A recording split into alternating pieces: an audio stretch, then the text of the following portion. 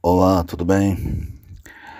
Neste vídeo eu quero retomar um tema já abordado de leve quando eu falei sobre o anarquismo e que talvez lá não tenha ficado muito claro minha percepção sobre essa questão da rebeldia, da revolta do indivíduo. Ou melhor, talvez eu tenha dado a entender que sou um conformado nato, quando na verdade eu sou o extremo oposto disso. Para essa conversa eu vou precisar da ajuda de dois gigantes franceses, o Albert Camus, que eu já citei várias vezes aqui, e o Michel Foucault, um cara que analisou longa e brilhantemente várias questões instigantes, importantes, especialmente as relações de dominação e poder. Não, ser rebelde, ser um revoltado não é algo inútil. Não quando mantém o sujeito alerta, consciente. A revolta se torna inútil quando é um fim em si mesma, uma rebeldia puramente imaginária, um mero capricho de adolescente, em uma mente que não amadurece nunca. O famoso rebelde sem causa, o cara sem rumo, que sai por aí aprontando todas, mas por isso mesmo acaba se estrebuchando numa estrada, porque não tem uma direção a seguir na vida. O caso de muita gente que se identifica como anarquista na internet. É muito bonito, muito heróico se proclamar anarquista e se dizer contra o sistema. Mas até para ser anarquista, para ser contra o sistema, o sujeito precisa de entendimento, de compreensão. Conhecer a si mesmo, conhecer como esse tal sistema funciona. Não basta estar num permanente estado de agitação emocional, ser contra as injustiças, as desigualdades, sem sequer entender a gênese de tais coisas. Assim, por exemplo, se você se apresentar para mim como alguém que desafia o sistema e quiser engatar comigo uma conversa minimamente produtiva, uma conversa que fuja dos clichês de sempre, você tem que saber me explicar que diabos, afinal, é esse sistema de que você tanto fala. A maioria absoluta das pessoas que mencionam essa palavra não parece saber do que está falando. O sistema é isso, o sistema é aquilo, o sistema está aqui, está ali, está em toda parte. Como um absoluto que se insinua em todo lugar e que está além da nossa compreensão. Ou seja, como um fantasma. Mas nada está além da nossa compreensão. Se você não consegue explicar de nenhuma forma o que é essa força que te oprime, que te esmaga, então você tem que parar para pensar. Será que ela existe mesmo ou só está na minha cabeça? Eu não rejeito os rebeldes. Na verdade, eu me inclino sempre para o lado deles. Essa tomada de posição, de luta, é algo admirável. É estar na contracorrente. Mas eu admiro mais o rebelde autoconsciente, não o mero repetidor de jargões. Esse é guiado pelo impulso do momento e é parte do rebanho que ele tanto critica. Uma leitura que eu recomendaria a esse sujeito que quer se rebelar, mas não sabe exatamente contra o que, é O Homem Revoltado, de Albert Camus, publicado lá em 1951.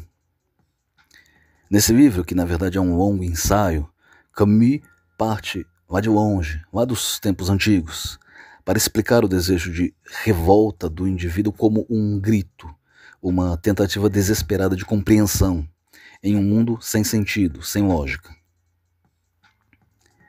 Em outros termos, alguém se revolta quando, mesmo sem entender o que o oprime, percebe que há algo o oprimindo. E esse ato de revolta em si denuncia essa discrepância entre não se saber qual o sentido das coisas, das forças ao nosso redor, mas mesmo assim ter que se submeter e ser esmagado por elas. O Homem Revoltado é um livro longo e brilhante. Resumi-lo aqui é impossível. Eu recomendo como uma leitura obrigatória. Porque nele, Camus faz algo inédito até sua aparição. Ele resume toda a história da rebeldia humana, desde os primórdios da antiguidade aos dias modernos, do século XX, passando, claro, pelas grandes revoluções do século XVIII e chegando aos grandes inconformados da história, como o Marquês de Sade, Dostoiévski, Nietzsche e o próprio Max Stirner. Esse livro ficou famoso por marcar a ruptura entre Camus e o Jean-Paul Sartre, porque este último, que para Camus era um modelo de filósofo, de rebelde, havia se transformado num propagandista dos regimes totalitários socialistas, ou seja, daquele tipo de mentalidade que busca extirpar até o pensamento da revolta, do inconformismo. A defesa de um regime como o soviético, que Sartre, como gênio que era, conseguia justificar perfeitamente, é a defesa de um absoluto. Para Camus, o sujeito se revolta exatamente contra absolutos. O anarquista que se insurge contra o sistema opressor, por exemplo, está se insurgindo contra um absoluto, contra algo que lhe prescreve um meio único de vida, um propósito único, que suga suas forças a favor de uma força que ninguém de fato explica o que é. Por isso Camus cita a vitória e a consequente exaltação da razão na época do iluminismo e das grandes revoluções como exemplo. Depois de se livrar da crença em Deus, no Deus irracional, o homem ocidental adotara a crença na própria razão. Mas essa crença, como sabemos, também se torna um absoluto. Também exige que o indivíduo se sacrifique em seu altar. Daí, naquele contexto de adoração à razão, surge um Marquês de Sade, que leva a revolta contra as normas sociais impostas pela razão às últimas consequências. Sade também parte do fato de que Deus não existe, que o homem está por conta própria neste mundo. Por isso ele leva a sensualidade e a destruição da moralidade ao extremo, para ver aonde o homem consegue chegar. Mas o seu propósito não é tanto ser o mais depravado possível, como mostrar o que os homens realmente são. Ele quer mostrar que os homens de fato são daquele jeito, que toda preocupação de ordem moral elevada foi sempre apenas um subterfúgio. Esse ponto de vista literalmente sádico sobre o homem é classificado por Camus como nihilista. Ele também chama Stirner e Nietzsche de nihilistas, porque ambos partem do princípio que Deus está morto e que o homem tem que lidar com o fato de não haver absolutos para guiá-lo. Assim, para Camus, Stirner se refugia no conceito de único, tendo o indivíduo singular como sua única referência. E Nietzsche se refugia na aceitação do mundo, na luta pela criação de um mundo terreno que faça sentido, mesmo sem a existência de um Deus. A leitura que o Camus faz de Stirner é superficial.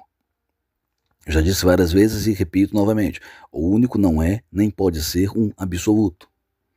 Se assim fosse, Stirner estaria contradizendo seus próprios pressupostos.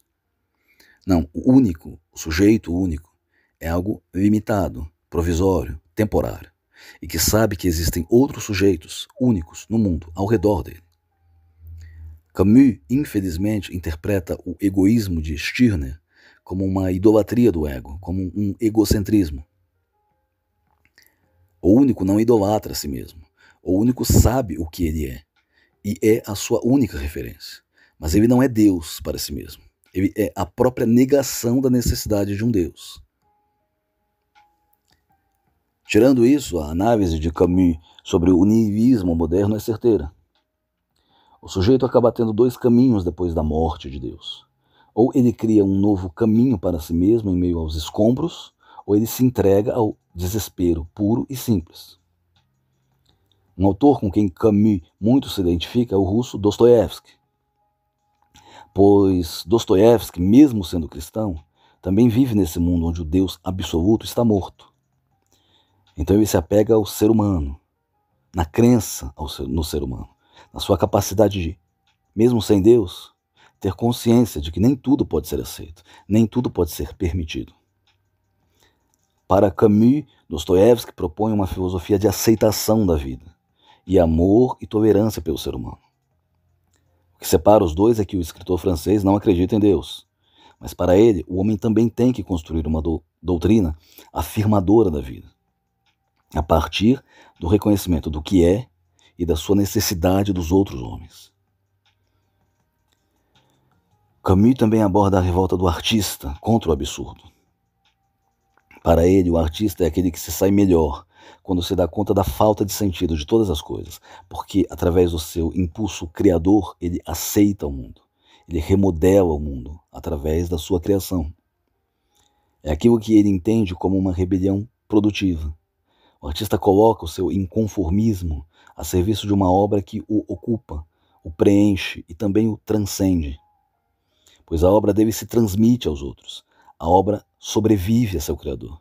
E assim demonstra a potência do espírito do homem, do espírito criador do ser humano.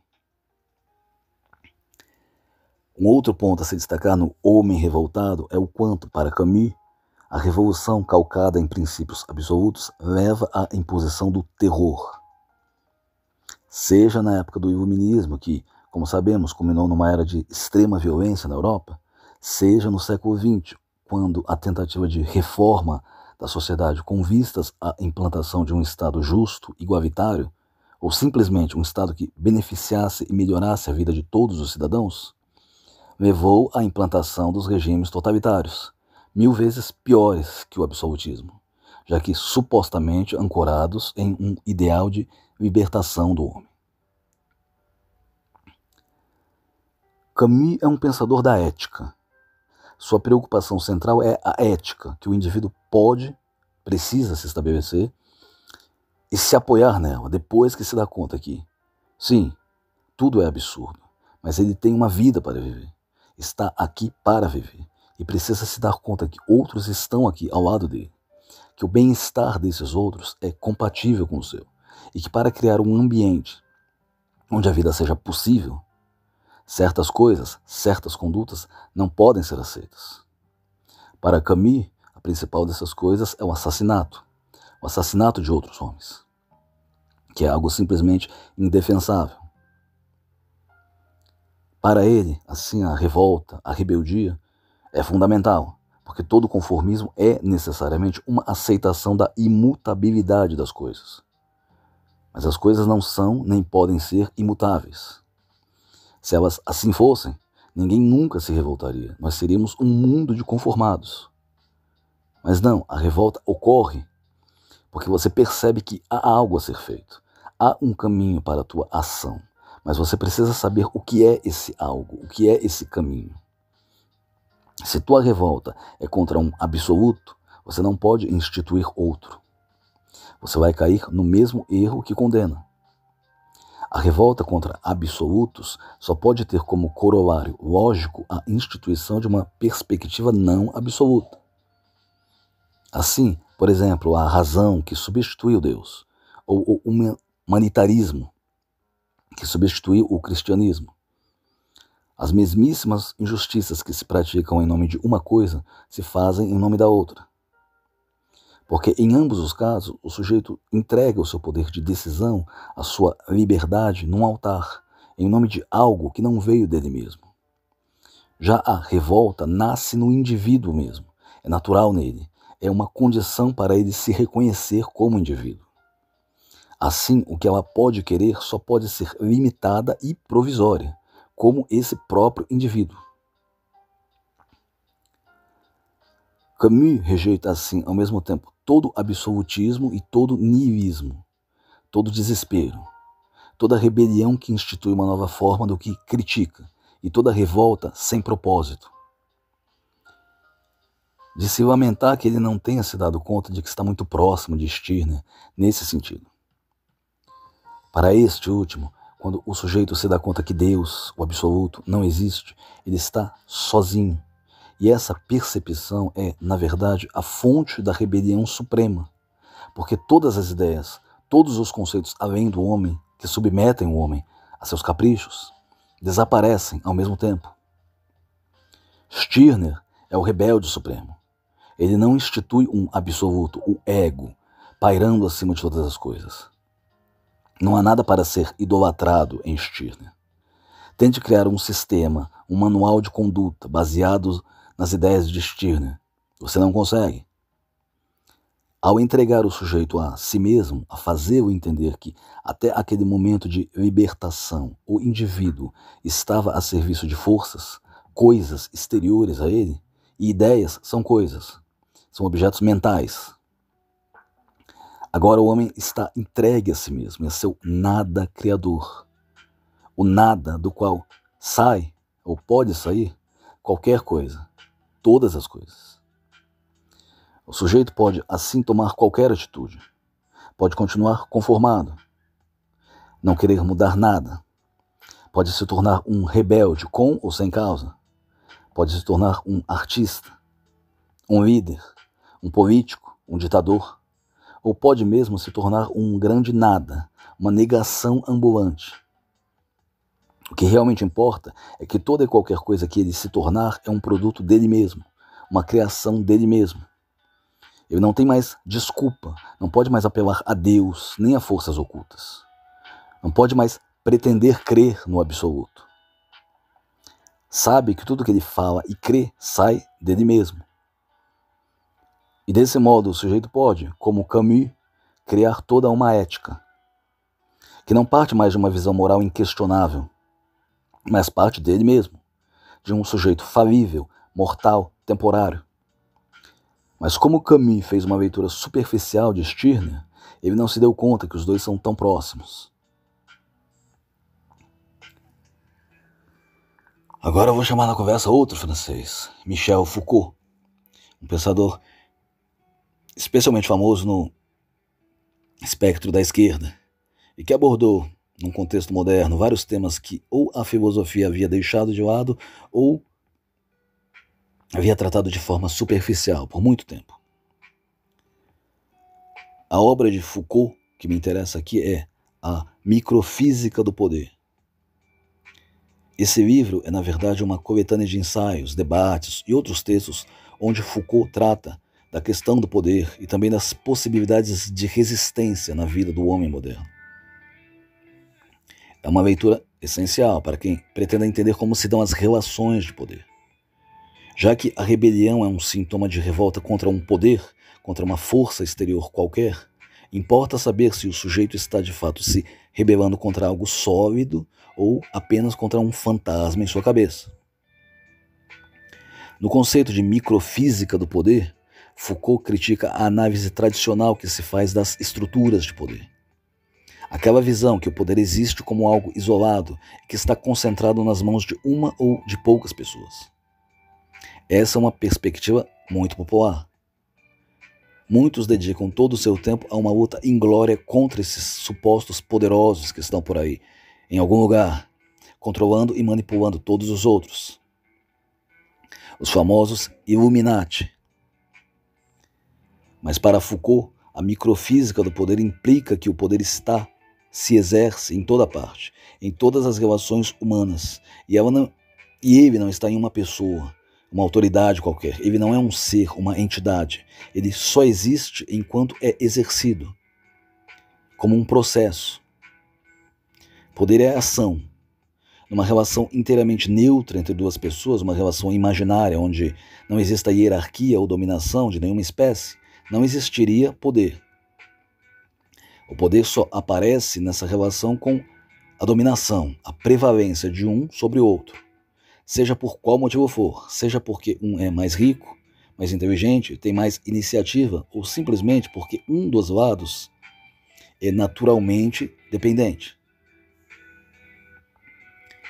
E essa microfísica é diferente da macrofísica, da concepção tradicional de poder, porque ela está presente até nas mínimas relações, até entre duas crianças brincando num parquinho.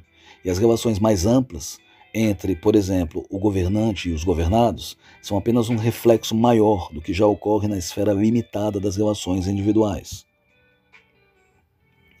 O que ocorre em todas as formas de convívio entre homem e homem é que, invariavelmente, uns tomam a primazia, um toma a liderança e os outros seguem.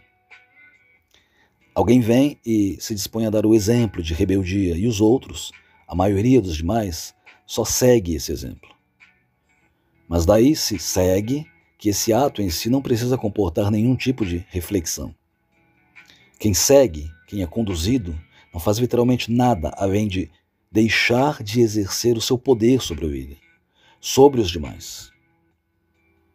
E acaba exercendo influência sobre outros que virão logo depois, se tornando um proselitista. Por isso, inúmeras vezes, o simples ato de se rebelar não leva a absolutamente nada. Porque além de o sujeito só estar replicando aquilo que, em tese, condena, um pensamento e atitude de rebanho, essa própria rebelião enseja uma nova relação hierárquica. Assim, se o cara está revoltado contra as injustiças sociais, ao se juntar ao grupo dos revoltados irrefletidamente, ele apenas cria um novo tipo de injustiça, um novo grupo onde um só manda e os outros obedecem. Como Foucault interpreta a resistência? Para ele, essa é uma palavra-chave. Stirner e Camus fazem o elogio da revolta, da insurgência do indivíduo contra as ideias, as forças que o oprimem. Foucault trabalha com a ideia de resistência ao poder.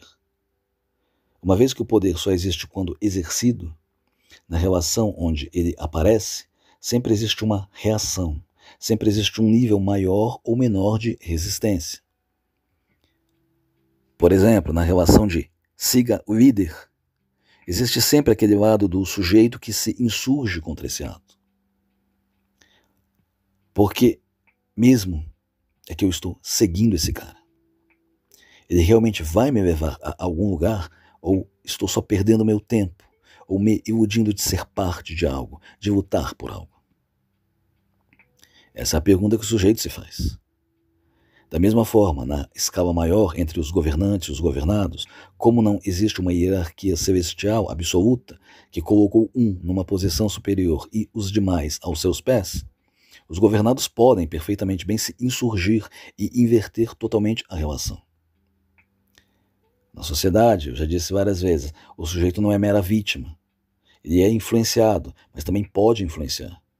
Ele não é só um cordeiro sendo guiado aqui e ali. Ele também guia. Ele guia outros como ele e, dependendo da sua influência, do seu poder, ele guia todos os outros. Foucault é, assim, um pensador da resistência, assim como Camus é um pensador da ética. Stirner se concilia com os dois. Ele aponta para o indivíduo a possibilidade de liberação total de ideias, conceitos, instituições ou pessoas superiores a ele.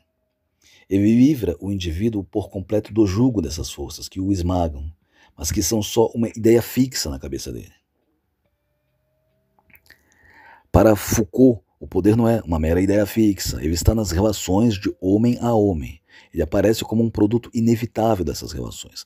Mas Stirner também vê o homem como um ser eminentemente social, embora com a capacidade de se livrar de qualquer interação social se quiser.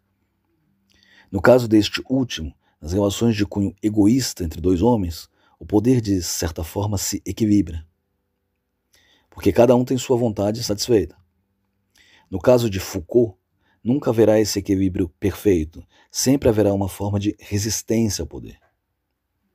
Porque já que o poder está em toda parte, ou melhor, já que aparece em toda e qualquer relação, a resistência sempre está lá também, só não é exteriorizada. Para Foucault, a resistência é a capacidade de reagir ao poder. É a capacidade de subvertê-lo ou transformá-lo completamente. De criar novas relações de poder, onde um se sinta menos oprimido em relação aos demais. Sem essa resistência, a transformação social, as revoluções não seriam possíveis. É comum ouvirmos que os homens inteligentes são naturalmente rebeldes, porque sua inteligência consegue lhes mostrar que existem outras possibilidades, que aquilo ali que eles têm, que os prendem, é limitante e poderia ser mudado. Mas, as mais das vezes, mesmo os mais inteligentes são conformados, rebeldes apenas no papel, ou rebeldes de teclado. Falam, criticam, mas não movem uma palha para mudar o que quer que seja. E o rebelde de teclado é uma realidade dos nossos tempos. Só temos inconformados em toda parte. Parece que cada um escolhe uma coisa contra a qual se rebelar. Seja o capitalismo, seja o socialismo, seja a política, seja o feminismo, seja o politicamente correto. Mas essa rebelião é irrefletida. É um mero artifício com que o sujeito demonstra e se consola da sua impotência. A coisa mais fácil é falar de revolução, de anarquia, por trás da tela de um iPhone, a caminho de mais um dia de trabalho assalariado para um opressor qualquer. Outra coisa, totalmente diferente, é se rebelar de fato. Para Camus, o homem revoltado surge da percepção que Deus não existe e que ele tem que se virar com o que tem aqui. Para Foucault, como alguém que entende como funciona o mecanismo do poder e que percebe que pode mudá-lo. Camus não toca nessa questão, mas está claro que um homem revoltado é, para ele, alguém lúcido, alguém que não simplesmente se deixa levar. Já para Stirner, o egoísta é o rebelde dos rebeldes, já que não se insurge contra essa ou aquela relação de poder, contra essa ou aquela ordem estabelecida, mas contra todas ao mesmo tempo. É um ato de rebeldia suprema, porque se até aquele momento o indivíduo era conduzido como um cordeiro, agora ele conduz, agora ele se conduz. Os atos de pura reforma social não têm essa possibilidade de libertar o sujeito. Só o colocam numa nova relação de subordinação. Mas quando o homem toma total conhecimento de seu potencial, ele nunca mais se subordina a ninguém. Ele é seu único dono.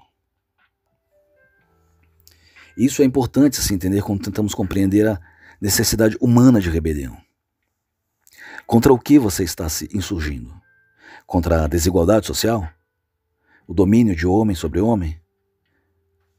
Mas aí, digamos, quando eu e você estamos discutindo sobre isso, tentando chegar a um acordo, e eu digo alguma coisa que não te agrada, você fecha a cara, você me bloqueia, você me cancela. Mas a tua ideia não é mudar a sociedade? Meu amigo, a sociedade somos eu e você. Se minha opinião, contrária à tua, te deixa insatisfeito, o que dizer das opiniões de todos os demais? Cada um terá uma opinião diferente da tua. Como você vai fazer para mudar alguma coisa se a menor contrariedade te deixa na defensiva? É importante ter em mente sempre, a sociedade não é um, a sociedade são muitos, são milhões. Se algo quer promover algum tipo de mudança profunda, está, como pensa Foucault, tentando estabelecer uma nova relação de forças, de poder. E está, necessariamente, tentando exercer seu poder sobre os homens, sobre os demais. Assim, quando você se rebela contra o que quer que seja, o que você está querendo é essa transformação na relação entre as pessoas.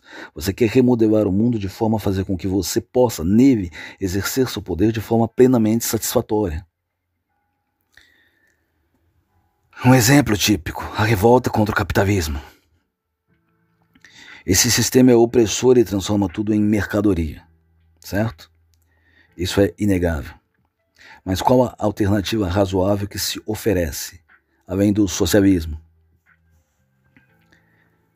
Não se deixar transformar em mercadoria. Subverter a lógica do próprio sistema.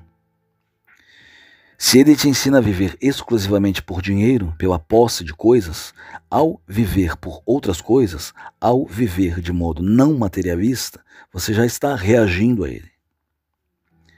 O mais importante é quebrar a relação de dominação.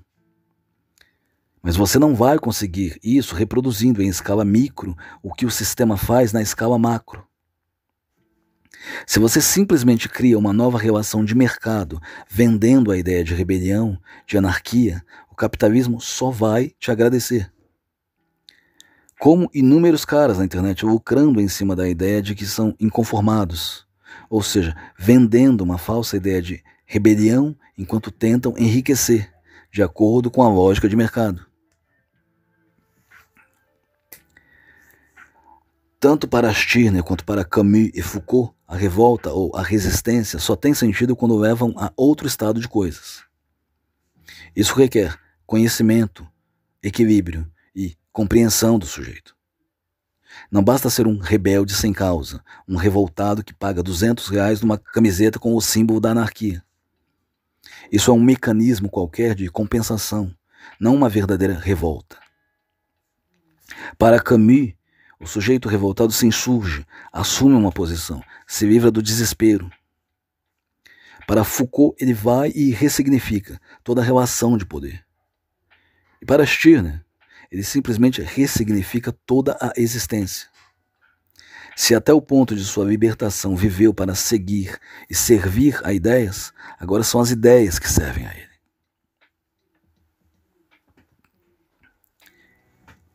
Retomando meu ponto inicial, eu estou naturalmente do lado dos rebeldes, dos inconformados, dos rejeitados sociais. Mas eu não quero vir aqui e vender uma rebeldia de marca, vender uma falsa ilusão de revolta, que nada mais é do que um conformismo reconfortante. Por isso mesmo eu não tenho bandeira, não levanto bandeira, eu não tenho nenhum ismo qualquer para vender, sem entrar de novo na questão do egoísmo não ser uma filosofia. Para mim, toda e qualquer revolta tem que ter uma finalidade. Se a luta é contra o tal do sistema, seja lá o que isso for, então das duas uma, ou o cara quer destruí-lo completamente ou quer criar um novo sistema no lugar do que não funciona. A mesma coisa com a sociedade.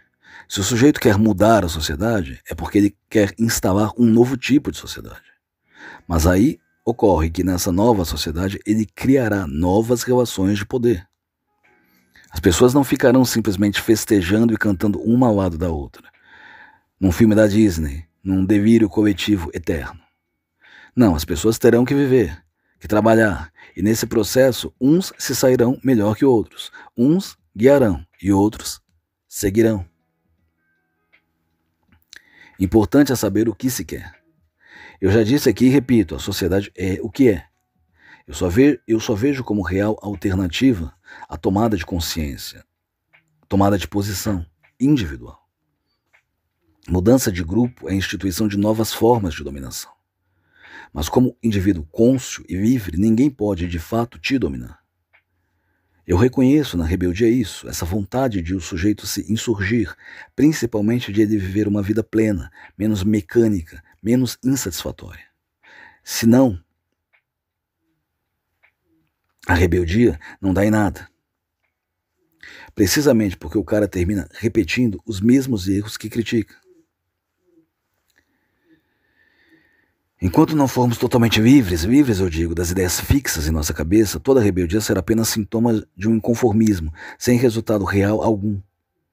É assim que eu entendo e eu estou do lado de todo e qualquer rebelde, mas só até o ponto em que a rebeldia dele venha querer tomar conta de mim, venha querer ser só mais um fantasma na minha cabeça. Obrigado por tua atenção. Olá, tudo bem?